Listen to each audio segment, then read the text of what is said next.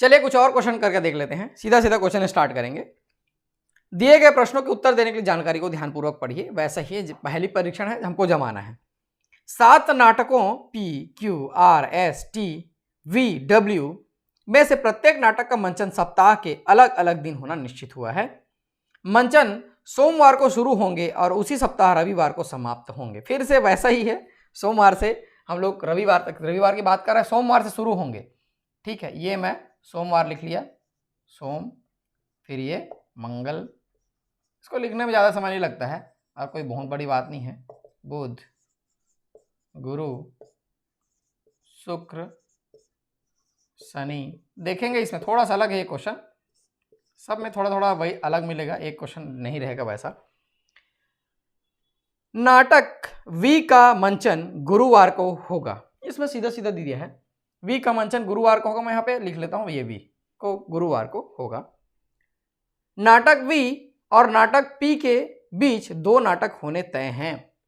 नाटक वी और नाटक पी के बीच 2 नाटक होने तय हैं, ये ऐसा आएगा या फिर ऐसा ही आएगा, 2 नाटक होने तय हैं।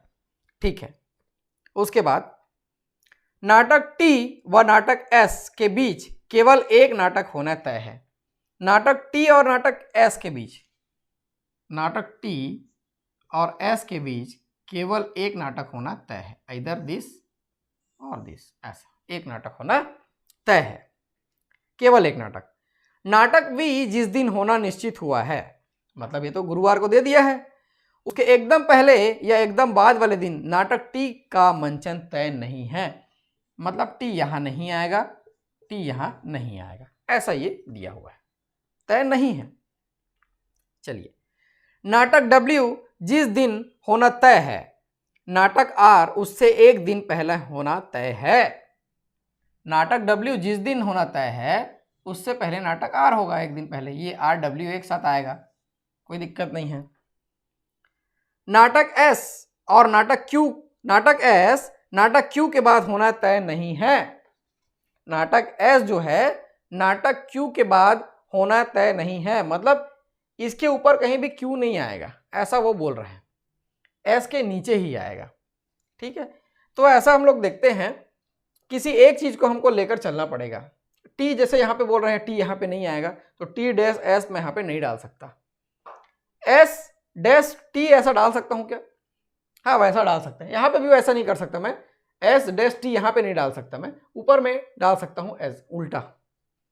तो मैं एक को चीज को लेकर चल रहा हूं, यहां पे ऐसा दिया हुआ है टी डैश एस नहीं हो सकता, तो मैं इसको लेकर चल रहा हूं नीचे में, कुछ फिक्स नहीं है, मैं लेकर चल रहा हूं, देखते हैं गलती होगा तो वहां से छोड़ेंगे।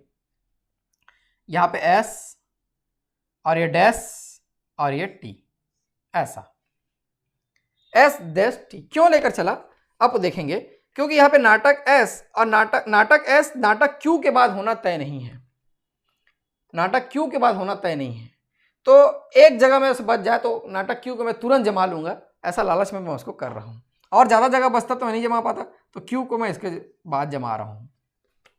पहले तो हो सकता है, बाद में होना तय नहीं है, क्यू के बाद होना तय नहीं है, तो पहले हो गया वो, तो क्यू को यहां पर डाल दिया मैं। इधर मान लो मैं कहीं भी क्यू को डालता तो एस नहीं डाल पाता, इसलिए मैं इसको ऐसा जमाया।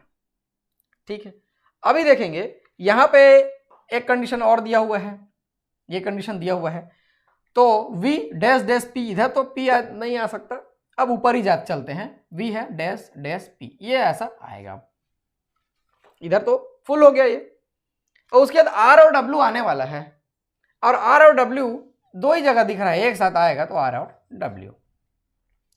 इसका मतलब क्या है, मैं एक ही चीज को गैस किया हूं इतने जगह में से, आप यहां पे भी जैसे ही इसको फिल करके देखेंगे वैसे ही थोड़ा देर आगे जाने के बाद स्टक हो जाएंगे, रुक जाएगा मैटर हमारा। ठीक है, तो जैसे ही मैं एक चीज को गेस किया हूं इसमें से, उसके बाद आगे बनाते चले गया और वो बन गया। कभी कभी होगा कि आप गलत जगह गेस करेंगे, इधर गेस करेंगे तो तुरंत आपसे लगेगा कि नहीं यहाँ पे मेरे से गलती हुआ है, नहीं जमा पा रहा हूँ, तुरंत दूसरा जगह देख लीजिए। 1 या 2 कंडीशन ही रहता है जहाँ गैस करना पड़ता है, कभी कभी, वो भी हर क्वेश्चन में नहीं।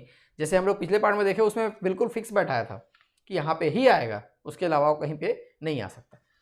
जमाने के बाद फिर आप देखेंगे स्टेटमेंट को पढ़ के, तो आपका स्टेटमेंट पूरा का पूरा सही आएगा और क्वेश्चन के आंसर आपसे बन जाएंगे। चलिए, नाटक आर और नाटक एस के बीच कितने नाटकों का मंचन होना तय है? नाटक आर और नाटक एस के बीच 2 नाटकों का मंचन होना तय है। ठीक है, उसके बाद क्या दिया हुआ है? शनिवार को निम्न में से कौन सा नाटक होना निश्चित हुआ है? शनिवार को क्यों है? आर का एस से एक खास संबंध है, आर का एस से एक खास संबंध है। ठीक है, दिए गए कार्यक्रम, इसी तरह दिए गए कार्यक्रम के अनुसार पी का वी से एक संबंध है, पी का वी से एक संबंध है, बीच में 2 छोड़ रहा है, वो आर एस पी वी बीच में 2 छोड़ रहा है। ठीक है, तो इसी पैटर्न का अनुसरण करते हुए W निम्न में से किससे संबंधित है? W किससे संबंधित होगा? 2 छोड़ देते हैं, Q से संबंधित होगा वो। ठीक है, बहुत आसान था, समझाएंगे। 2 को छोड़ रहा है वो। नाटक W निम्न में से किस दिन होना निश्चित हुआ है? W किस दिन है? बुधवार को है। शुक्रवार को निम्न में से कौन सा नाटक होना निश्चित हुआ है? शुक्रवार को देखेंगे, शुक्रवार को ऐसा है। क्वेश्चन देखो आसान रहता है, मेन है जमाना, और एग्जाम में ऐसा माहौल रहता है कि इतने ठंडे दिमाग से, जितने दिमाग से हम लोग पढ़ रहे हैं वैसा कुछ नहीं रहता, वहाँ प्रेशर रहता है, सिंपल सा चीज़ भी नहीं जमते रहता है, ऐसा भी सिंपल सा चीज़ भी नहीं जमते रहता। ठीक है, लेकिन आपसे जम जाएगा, कोशिश करिए बिल्कुल।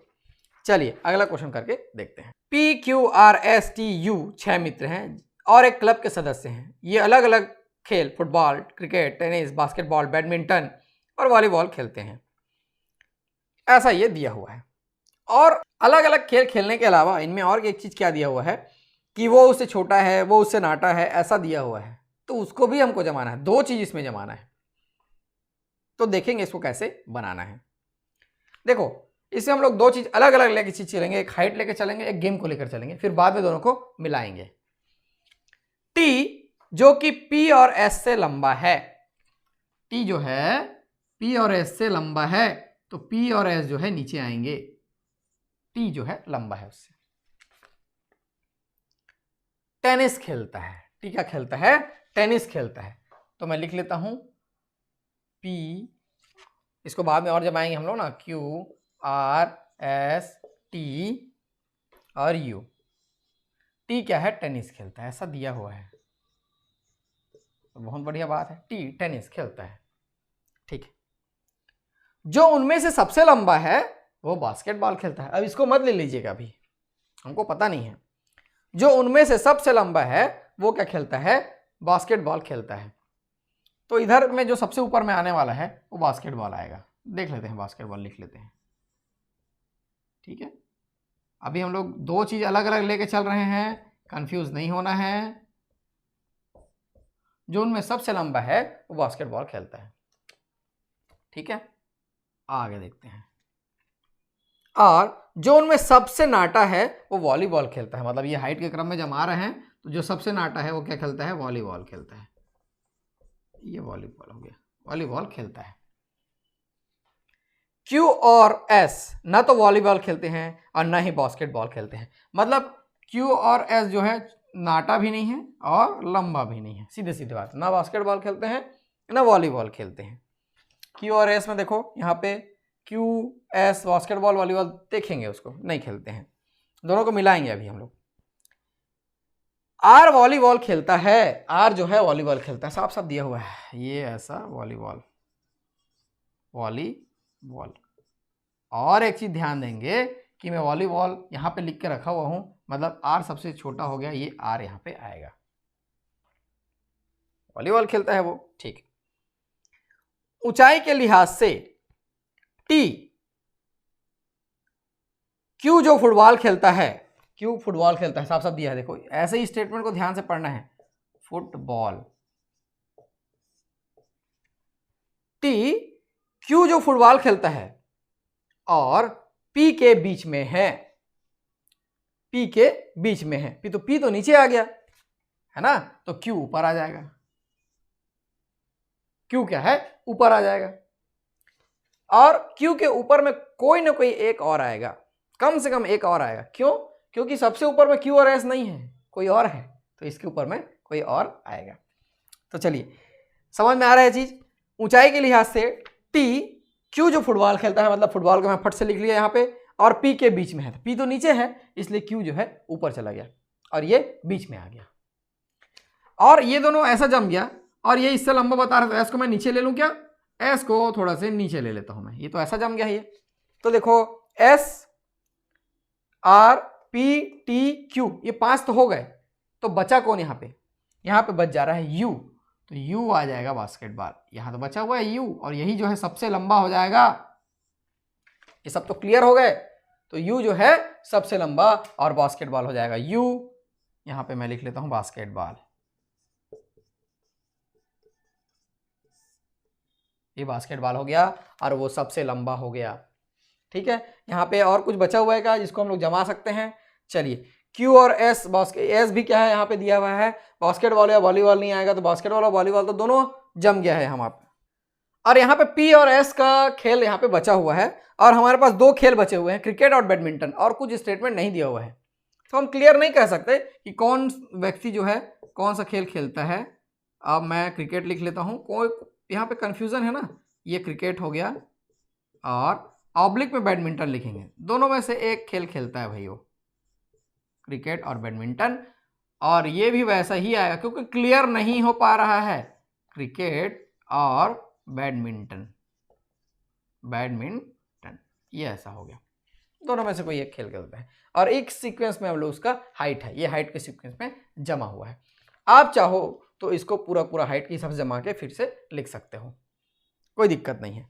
ठीक है, एस क्या खेलता है, यदि कोई क्वेश्चन रहेगा तो देखेंगे। एस क्या खेलता है, एस के सामने क्या दिया हुआ है, क्रिकेट या बैडमिंटन, या तो क्रिकेट या तो बैडमिंटन। ठीक, इनमें से आर से लंबा और पी से नाटा, इधर आर से लंबा और पी से नाटा, मतलब कौन आर से लंबा पी से नाटा, एस तो दिख रहा है बीच में, कौन आ रहा है, एस है।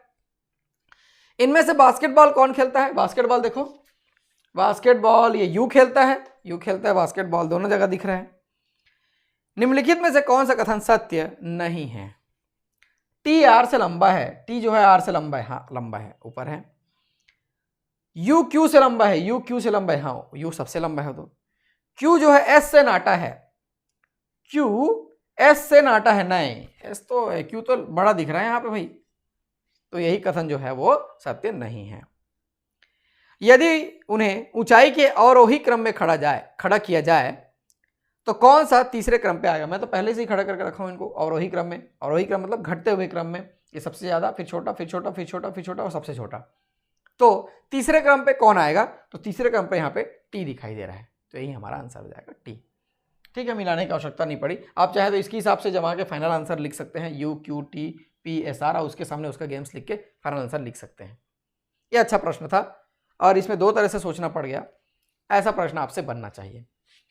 इस पार्ट में एक क्वेश्चन और है, उसको भी करके देखते हैं। चलिए देखेंगे नेक्स्ट क्वेश्चन क्या दिया हुआ है, बड़े ध्यान से पढ़ेंगे। A B C D E F 6 व्याख्यान रविवार से शनिवार तक 7 दिनों की अवधि में प्रतिदिन एक व्याख्यान के हिसाब से निम्नलिखित क्रम में आयोजित किए जाने हैं। इस क्वेश्चन में यही पेज में जो फटाफट पड़ गया, उसमें एक बहुत इंपॉर्टेंट पॉइंट था, इसमें रविवार से शनिवार दिया हुआ है, सोमवार से नहीं दिया हुआ है, रविवार से शनिवार दिया हुआ है, तो रविवार को पहला दिन लेकर चलेंगे। यही गलती मेरे से हुई थी जब मैं इस क्वेश्चन को बना रहा था प्रैक्टिस के लिए, अभी समझाने के लिए, तो मेरे से गलती हुई, मैं सोमवार से लिख कर पूरा का पूरा बना लिया, और लास्ट में हो जाके गलत हो गया। ये रविवार, अब आएगा सोमवार, सोम मंगल, यही गलती मैं किया था, आप नहीं करेंगे, क्वेश्चन को ध्यान से पढ़ेंगे। बुध, गुरु, शुक्र, शनि और रवि फिर से नहीं लिखेंगे, रविवार यहाँ पे ऑलरेडी है। 7 दिनों में ये 6 व्याख्यान है, कोई एक दिन फिर से आयोजित नहीं हो, छुट्टी रहेगा। एक आयोजन बृहस्पतिवार को नहीं किया जाना है, बृहस्पतिवार यानी गुरुवार को एक आयोजन नहीं किया जाना है, ए नहीं आएगा यहाँ। ठीक है, सी का आयोजन एफ के तत्काल बाद किया जाना चाहिए, सी का आयोजन एफ के तत्काल बाद किया जाना चाहिए। ठीक, ई और डी के बीच 2 दिनों का अंतराल होना चाहिए, ई और डी के बीच 2 दिनों का अंतराल होना चाहिए। ये देखो मैं 2 दिनों का अंतराल बना देता हूं, ये डी, ये आएगा या फिर ये आएगा, ई और डी के बीच 2 दिनों का अंतराल होना चाहिए, हो गया। किसी एक दिन कोई भी व्याख्यान नहीं होगा, शुक्रवार वह दिन नहीं है। देखो खाली लिख लेता हूं मैं उसका, शुक्रवार ये खाली है, यहां पे नहीं आएगा, खाली लिख लो हमें, ठीक है। उसके ठीक पहले दिन डी का आयोजन होना है, मतलब जहां भी खाली आएगा उसके ठीक पहले डी का आयोजन है, ऐसा बता रहा है ये, ठीक है। उसके ठीक पहले डी का आयोजन होना है। बी का आयोजन मंगलवार को किया जाना चाहिए, पहले से दे दिया, बी का आयोजन मंगलवार को किया जाना चाहिए। और उसके ठीक बाद डी का आयोजन नहीं होना चाहिए, यानी कि यहाँ पे डी नहीं आएगा। देखो बहुत अच्छा से इंस्ट्रक्शंस दिया हुआ है, डी का आयोजन नहीं होना चाहिए, ठीक है। और डी के बाद क्या खाली आना है, क्या बात पर डे की बार बार ऑप्शन दें, उसके ठीक पहले दिन डी का आयोजन, वहां से आ गया। तो मान लो ये तो खाली ही रहेगा, इधर आते हैं इधर खाली हो जाएगा। चलिए 1 2 3 4 ऐसा कंडीशन दिया हुआ है क्या, और यहां से ये 4 चीज है, एफ और सी एक साथ आने वाला है। देखो एक चीज यहाँ पे, यहीं पे एक चीज बनेगा, डी के बाद खाली लिखा है यहाँ पे, तो मैं इसको लेकर चल रहा हूँ, डी और ये खाली, और यहाँ पे कुछ आएगा, यहाँ पे फिर ये आएगा, इसको लेकर मैं मान लो चल रहा हूँ, सपोज इसको लेकर मैं चल रहा हूँ, ये डी के बाद मैं खाली लिखा हुआ हूँ, तो या तो ऐसे आएगा, ये डी को ऐसे लेते हैं तो ठीक है, तो इसको मिटा देते हैं। अब इस कंडीशन को मैं अलग से लिख लिया हूं मैं, या तो ऐसे आएगा, यदि इसको मैं मिला दिया तो ये ऐसा आएगा, या तो ऐसा आएगा या तो ऐसा आएगा। तो चलिए यहां पे ई को रखते हैं, तो डैश डैश डी नहीं आएगा, क्योंकि डी तो यहां पे नहीं आ रहा है, दिखा हुआ है यहां पे, मतलब एक कैंसिल हो गया। चलिए यहां पे लेके चलते हैं, ई के बाद डैश डैश डी खाली, यहाँ पे खाली नहीं आएगा, मतलब ये भी कंडीशन क्या हो गया, गलत हो गया, यहाँ पे भी नहीं आ रहा है, और इधर आ ही नहीं सकता, क्योंकि 1 2 3 4 5 और 1 2 3 4 ये 4 जगह है और ये 5 जगह है, यानी कि ये जो लेकर चल रहे हैं ये है गलत। फिर से समझेंगे, ई को मैं यहां रखा तो यहाँ पे क्या आ गया, खाली, यहाँ पे भी खाली है, फिर उसके बाद डी, और डी यहाँ पे नहीं आ सकता, कैंसिल हो गया। फिर उसके बाद ई को मैं यहां रखता हूं तो ई, फिर डैश डैश डी और एक खाली, जो कि नहीं आ सकता, और इधर आ ही नहीं सकता, तो ये कंडीशन हो गया गलत, यानी कि यही कंडीशन हमारा जो है वो सही है, यही कंडीशन हमारा सही है। 1 2 3 4 4 जगह चाहिए, यहाँ पे डी नहीं रख सकते, 1 2 3 4, यहाँ पे 4 है जगह, लेकिन यहाँ पे डी नहीं रख सकते, पहले से कैंसिल करके रखे हुए हम लोग। यहाँ पे डी रख के देखते हैं, तो डी, फिर ये खाली नहीं है, यहाँ पे बी ऑलरेडी है, तो डी यहाँ भी नहीं रख सकते, डी के लिए एक ही जगह बचता है, इसके अलावा कोई जगह नहीं बच रहा है। मैं गैस नहीं कर रहा हूँ, गैस बिल्कुल नहीं कर रहा हूँ, कंडीशन के हिसाब से देख रहा हूँ, तो यहीं पे एक जगह है जहां मैं डी को बैठा सकता हूँ।